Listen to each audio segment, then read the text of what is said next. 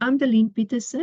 I'm the Manager for Research Information and Strategy in the risk cluster at the Division for Research Development. Um, so if we look at the DHET policy, let's start at the beginning and look at initially, what was the aim of this policy, who's the driving force, and what exactly is the definition of a research output as defined by this policy. Now, this policy was introduced, if I remember correctly, in the late 1980s.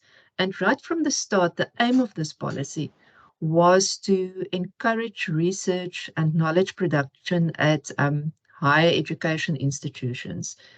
Um, the driving force, as I've said, is the Department of Higher Education and Training, or DHET. Now, as you know by now, not all research outputs are subsidized by them. I think someone's microphone is on. If you maybe you can just turn that off. Thank you. So, not as I've said, not all research outputs are subsidized by the DHET. They have a limited number of categories that they subsidized, and as they broadly define this, they see a research output in their current policy as a textual output, where the research has to be original in order to gain new knowledge and understanding. And one of the most important prerequisites of this is peer evaluation and independent peer evaluation as such. And we're going to look in a bit more detail in that, especially as far as books and chapters in books are concerned. So as I've mentioned, only a limited number of publication types are subsidized. Now, the first one, and that forms the bulk of the subsidy that we receive from the DHET, is for research articles in so-called accredited journals. Then the second category is books or chapters in books. And then the third one is peer-reviewed and published conference proceedings. And as I've said, as far as creative outputs is concerned, since 2019, DHET has also recognized that as a category to give incentive or subsidy for, but Whitney is going to look at that in more detail. Now, the lists of accredited journals have over the years been increased quite substantially. At the moment, it's a Web of Science's 3 core indexes, and that is the Science Citation Index, the Social Sciences Citation Index, and the Arts and Humanities Citation Index. So it's only those 3 that are recognized as accredited by DHET. The other one is Scopus of Elsevier. Then there's also the International Bibliography of Social Sciences. There's also a Norwegian list where the Tier 2 category is accredited. There's also an approved list of South African journals that do not appear on any of the international indexes that are also recognized by DHET. We also have Silo SA, and then recently the DOAJ, that is the Directory of Open Access Journals, have also been added to this list of accredited journals. Now, just a side note, to take notice of is the fact that only original research articles or letters or research papers, and then also, of course, review articles, are recognized for subsidy, and not all types of publications in these lists. Now, the requirements that we need from you for submission of publications in these categories is that it has to be the result of original research, and the target audience must be specialists in the field. And the key element in order to ensure successful submission is a proof of peer review, with the emphasis as much as detail as possible regarding the process that had been followed. And this is applicable specifically to books and conference proceedings, and we're going to look at that in more detail shortly.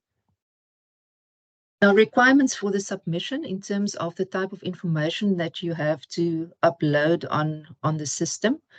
For journal articles, it's a full-length version or the final version of the publication.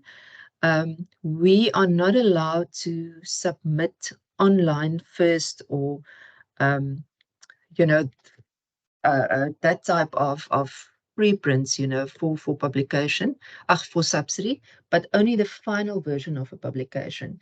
And that is also applicable to electronic journals as well, because they also have various types of their publications. So lots of times, it's the online first, well, the preliminary version of the article.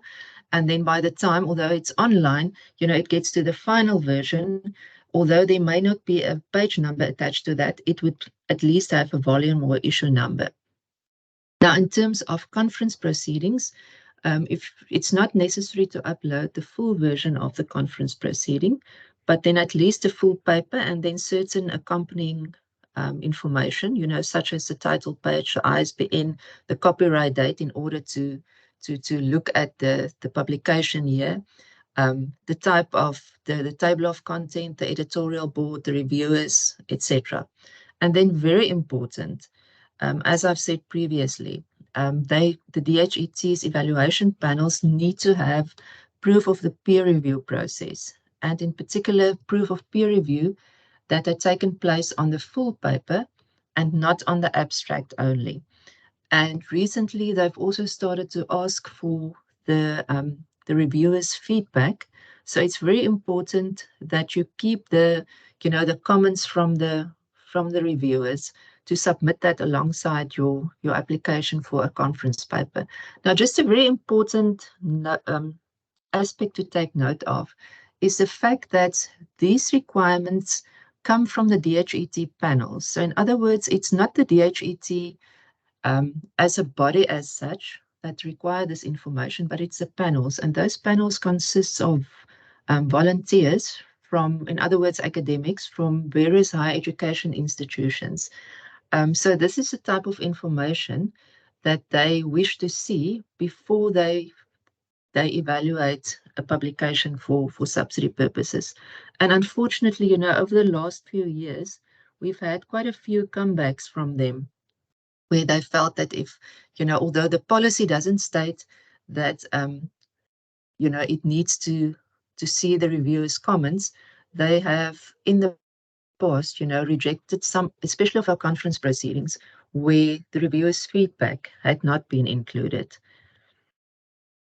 Then, in the case of books and chapters in books, if it's a whole book, then we need the full electronic version of the book.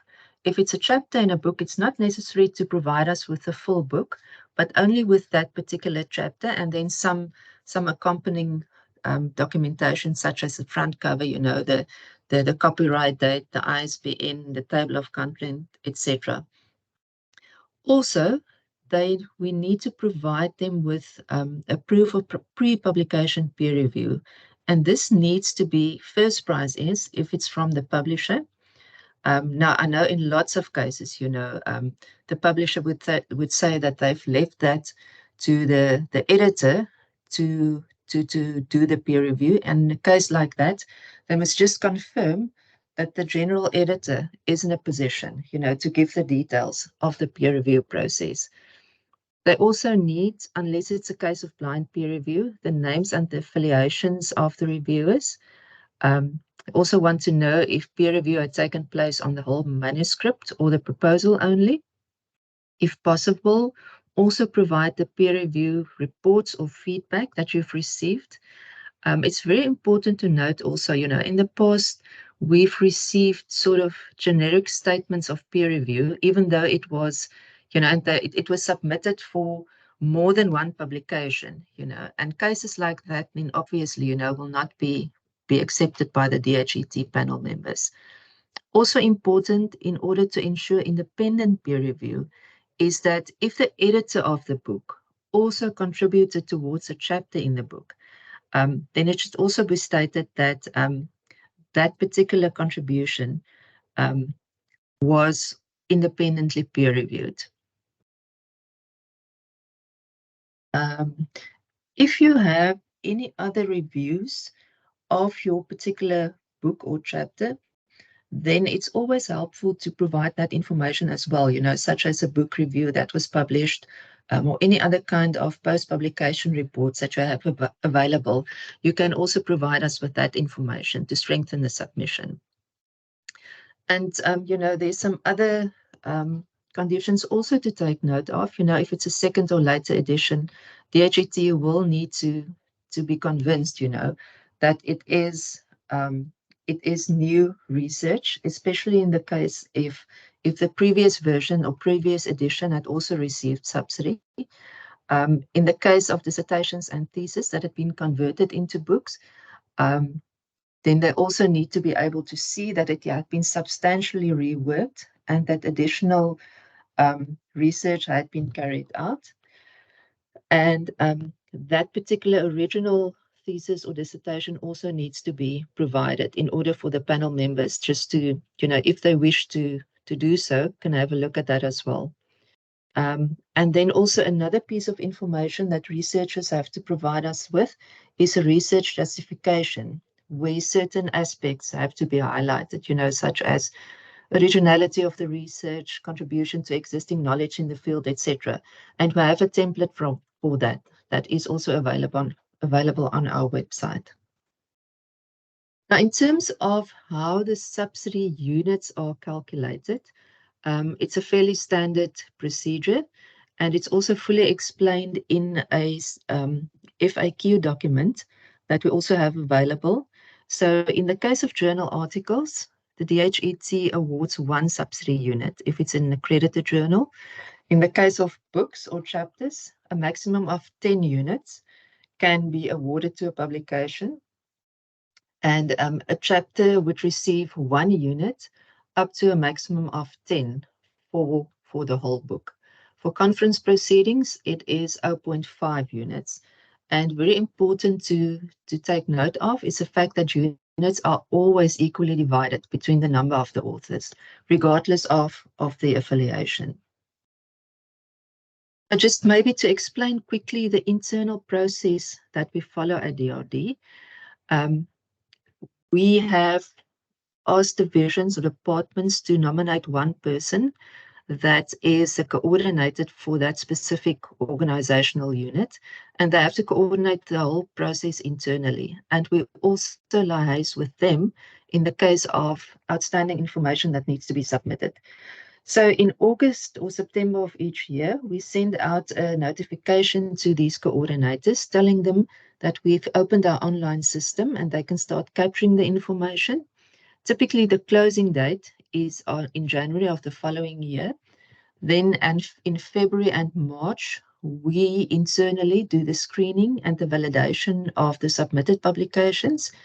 And then from April, we start with the evaluation of all the submitted books and conferences. And we have internal evaluation panels for the various subcommittee environments that look at all the submitted books and evaluate in order to decide whether or not they comply with the DHET standards.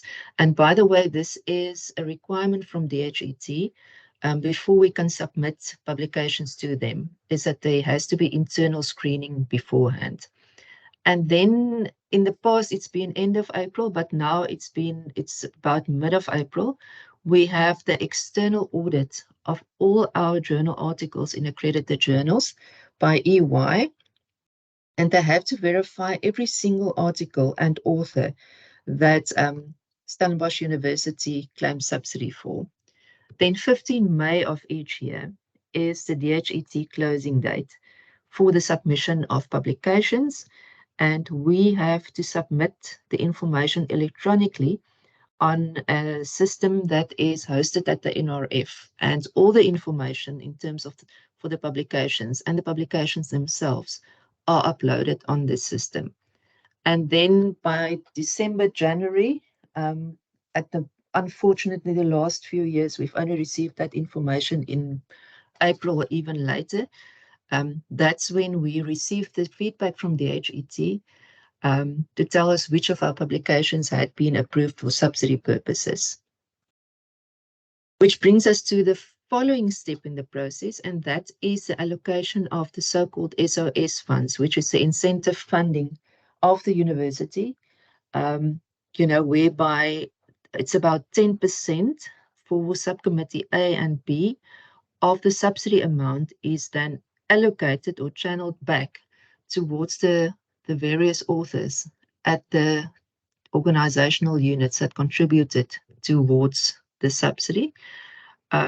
As I've said, it's 10% in the case of subcommittee A and B, 10% of the subsidy amount, and in the case of subcommittee C, it is 9,000 Rand per unit that they award. Now, there's also very specific requirements in terms of paying out of these SOS funds, and there's a policy for that. But in short, it means that it says that these incentive funding can only be utilized for research or research-related purposes. So it cannot be paid out, as in addition to someone's salary, for instance, which is a practice at some higher education institutions. That is not allowed at Stellenbosch University. Just to note also that in the case of publications that were not approved by DHET, based on the content of the publication and not in terms of technicality, we are allowed to appeal that decision once and upload that information again. And we also set out the full process, in that link that we've provided, but it's also available on our website. Now, just to mention the issue of predatory publishing, that is an aspect that, that it's actually a whole discussion that, or a lot of time that needs to be spent on that. So I'm not going to go into detail into that because it's a very serious issue that we've dealt with. And I know that Johan Maton has also set out, he has published a few reports in that regard. I think it was about 2 weeks ago. He also gave a presentation on that. And we've asked his permission to upload that presentation on our website. You can contact us if you can't find it because it's a very informative presentation that he gave. So I just want to look at very briefly at some of the aspects of that. The definition of predatory publishing is that it's exploitative, open access publishing, and it does not adhere to standards of scholarly academic journals. And typically, there are various factors that you can look at if you wish to identify a predatory journal. You can also contact us for more information.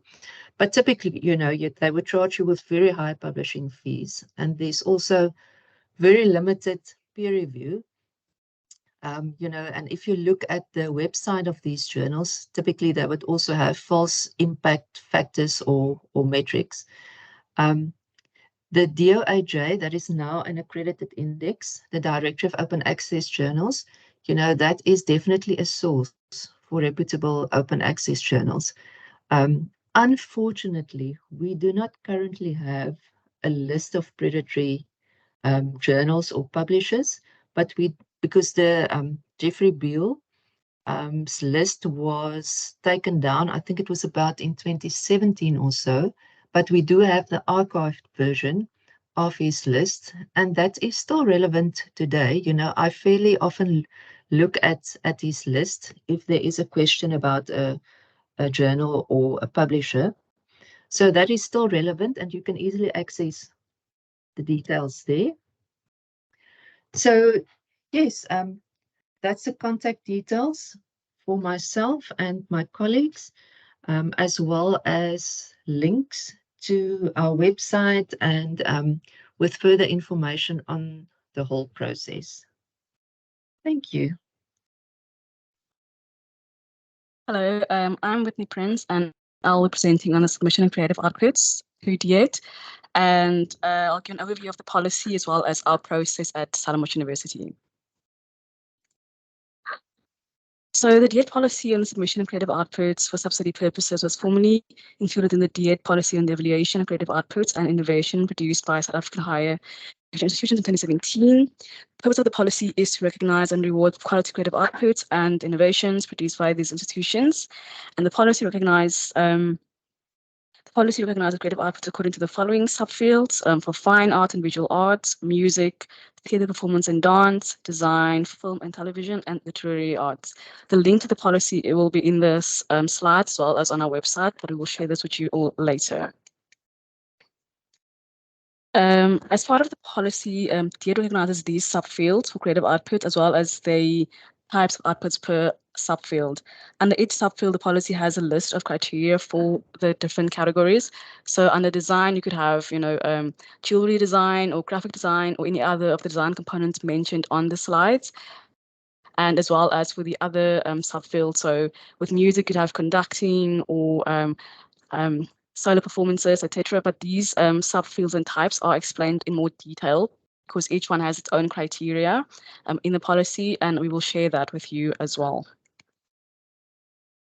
The policy further stipulates that the process has to include an internal panel review from the university to assess the outputs to establish whether the outputs meet the requirements of the policy.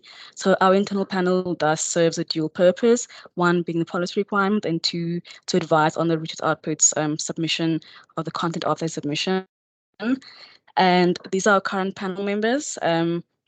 Members are selected yearly to establish and to review these outputs, and we can contact them as well if you need any advice on your particular output and the contents thereof. The essay process of submitting creative outputs. So this process of submitting the output starts usually during 1 year prior to submission. So around the 1st week of December, we sent out a call via the DRD listserv, notice on SU website, and also we send out the calls to the HODs. And once the call is open, you can submit your outputs via the RedCap survey. That link is included in the call, and on the survey you will essentially just submit your output of information, so your personal information as well as that of the output, and as well as your supporting documents as required by DHET, and the list of those documents is also included in our policy, which we will share, as well as in our FAQ document. And so the allowed submissions for any output is year N-3. So output produced about 3 years prior to the year of submission will be accepted. So for next year's submissions, we will be outputs for produced in 2021, 2022, and 2023. Those will be the ones accepted for the 2024 submission cycle. As part of the submission, DHET also requires the annotation or motivation that needs to accompany your submission. So this is about a 500 to 700 word motivation, basically explaining the overview of your output, outlining the background of the information, locating the output within the discipline and demonstrating the towards new knowledge of your output, and also providing conceptual framework and scholarly framework in which the output should be heard or viewed. It's important to stick to that word count, because if you write or submit something that's below that word count or above that word count, it doesn't get accepted on the system, it gets kicked out. So then we have to either rewrite it or go back to the process. So it's important to stick to that word count.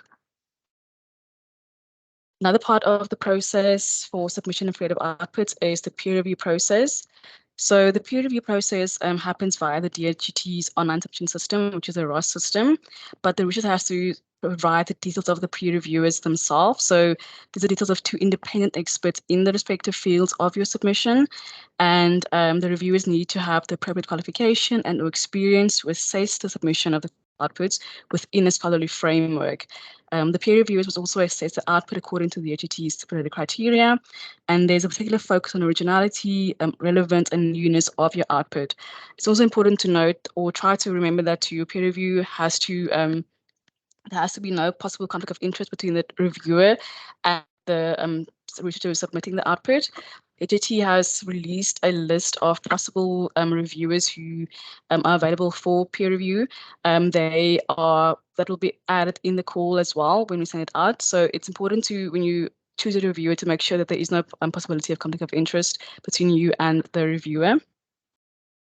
What also is required for the output is DHET doesn't accept any hard copies of your output. So if you're submitting a novel or a DVD of your play and or perhaps a CD, you have to ensure that that output is on an online system. So if it's a PDF of the you can upload that to Figshare platform.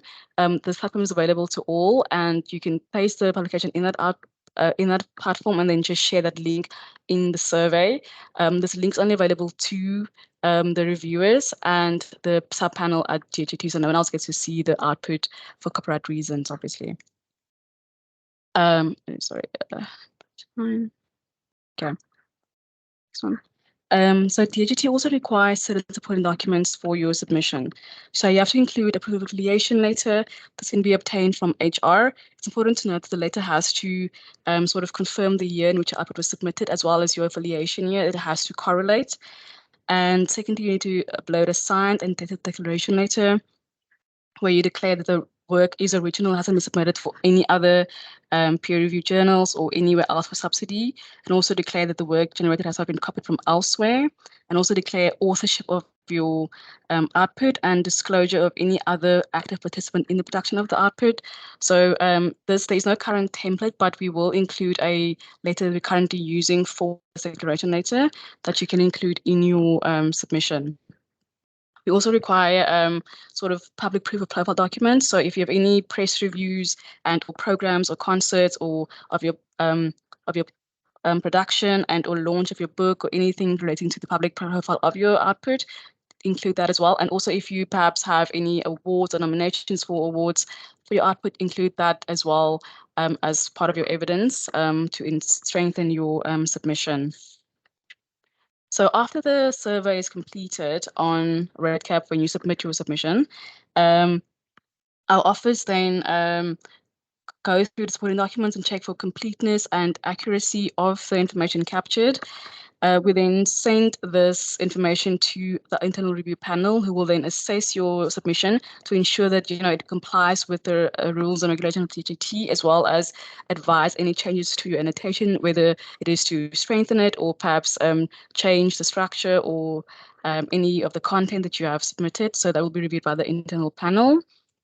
And once that is done, if there is any information required or anything outstanding, we then revert back to the researcher to request information.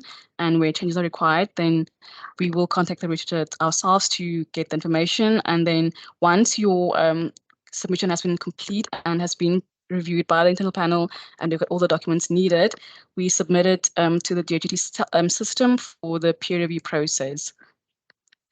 So the peer review process happens on the DHET's ROS system, and the outcome of the peer review goes this way. So if you get 2 positive peer reviews on your output on the system, we can submit that output to DHET's sub-panel for their further processing. And if you receive, perhaps you get 2 negative peer reviews, then we won't submit it to DHET's sub-panel. And if you receive 1 positive and 1 negative peer review, we'll contact you to get a third reviewer to review the submission in order to ensure that it will comply. Please have 2 positive peer reviews for it to be submitted to DHET's final submission panel. The even outputs part, sorry. So DHET also requires that internal panel should look at 2 positive peer reviews of your output to determine if the third review is required based on the quality of the report. So if you received 2 positive peer reviews on your first round of reviews, but one of them or maybe both of them is not very scholarly rigorous, we can then again add a third reviewer to strengthen that peer review and then submit the final ones to DHET for their sub-panel to review. So the final deadline for the peer review submission is 29 September each year. And after this date, DHET appoints their sub-panels who will then review the entire output submission. So they will review your peer reviews, reports, as well as the content of your submission. And then they have a meeting in the following year to determine the outcome of the output. So we only receive the feedback 2 years after submission of the outputs.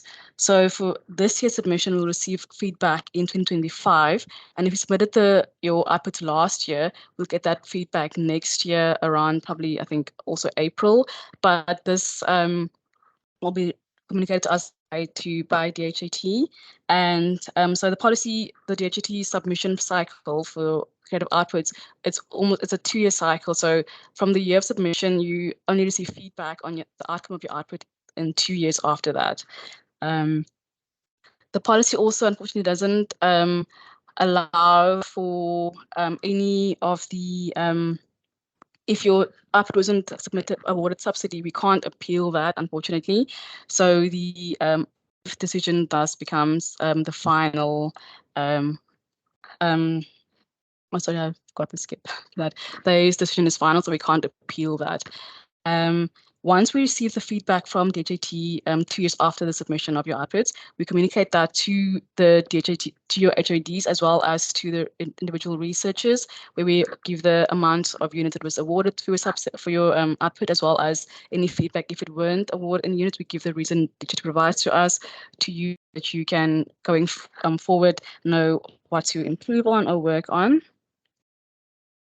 As Lynn explained as well, with incentive funding, we also get incentive funding for the creative outputs. So it works the same way as the regular journals and books and chapters. You only receive incentive funding for your creative output if it has been awarded subsidy by DHET, and it's because normally our outputs fall within subcommittee A, so that's also 10% of